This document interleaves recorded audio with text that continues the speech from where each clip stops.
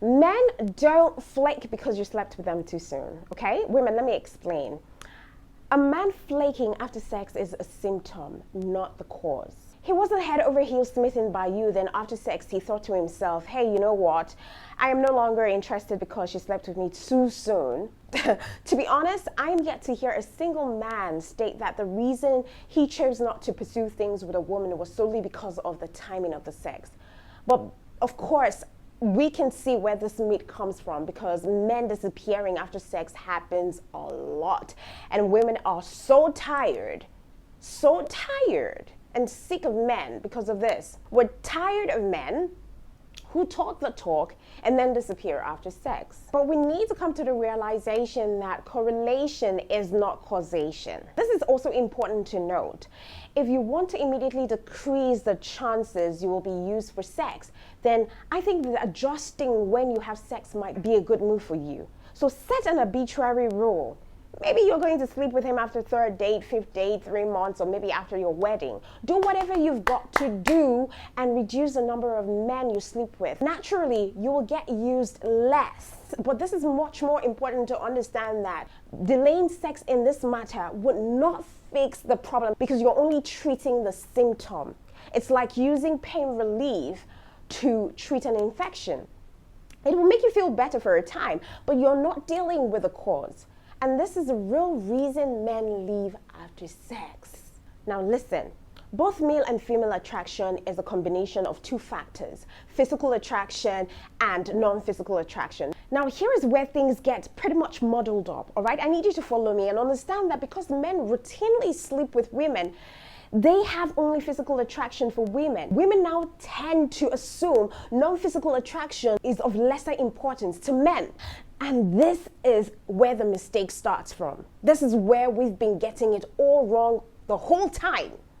Because non-physical attraction is just as important to men, except when it comes to sex. In the physical attraction phase, men tend to put more initial emphasis on physical looks, sexual connection. Because studies of male brain have shown that it's the first thing men notice about you, and it directly relates to sex. Any man who shows interest in you wants to sleep with you, whether you like him or not. That's because he's programmed to. Now, what you can't be sure about is this second one, which is much more important, a factor. It's the non-physical attraction. Is he non-physically attracted to you? If he is, you can sleep with him on the first date and he's going nowhere. But if he's not, you can wait till the 10th date to sleep with him, and his physical attraction will often carry him through regardless, but he will not stay with you. He will wait it out so that he can sleep with you, then leave anyways. So if a man flakes after sex, it wasn't because he slept with you too soon. It's because he didn't feel enough non-physical attraction for you. So building a non-physical attraction within a short time of meeting you, a man has begun to subconsciously size you up to see if you are going to be a girlfriend material. He's seeing whether you think you're worthy of him or whether you put him on a pedestal. He's noting how much you rely on your looks. He's watching how people and the world respond to you. He's looking out for the red flags in your character. And most importantly, he's figuring out if you have a vibrant, passionate world that he would like to be part of. He's thinking about what you have upstairs. How can you be a better partner to him? All of these factors are affecting his non-physical attraction, while the deepest part of his brain tells him, sleep with her, sleep with her, sleep with her, sleep with her regardless until you figure out. And it's happening faster than you think.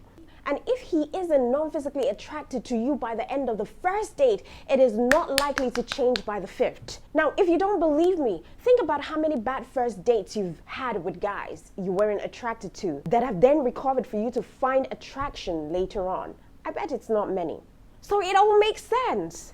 You can feel like you're being used for sex, so you decide to have sex less and wait a bit longer until you do. But that's not the problem. That's not the problem. I think the real empowering question is, how can I raise my standards? How can I stop seeing sex as something I am used for and start enjoying my sexuality for me, regardless whether he likes me or not? How can I build a life that any man would be lucky to be part of, that no guy would ever want to flake on? Now we're talking. These are the questions that you're supposed to be asking. Ask these questions and you will stop asking questions like, oh, when is the right time to sleep with a guy? Because there is no right time to sleep with a guy, honestly. If a guy doesn't like you, it doesn't even make sense whether you wait. If at all you're going to have sex on your terms, when you feel like it and when it's comfortable for you. And if you feel like you're being used, having sex less will help in the short term, but not in the long run. But stop thinking that the timing of sex plays any real part in male attraction. It doesn't. And sometimes, if I'm going to be brutally honest, it's not the reason most guys leave after sex.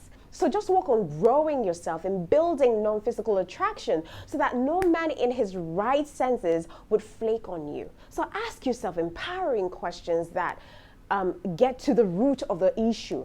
Above all, you need to stop believing your friends when they tell you, oh, he flaked on you because you slept with him too soon. The sooner you do that, the sooner you would realize that male attraction works in a different way. Okay, so it is not about the physical attraction. It is more about the non-physical attraction that he's getting from you, the vibe he's getting from the non-physical attraction.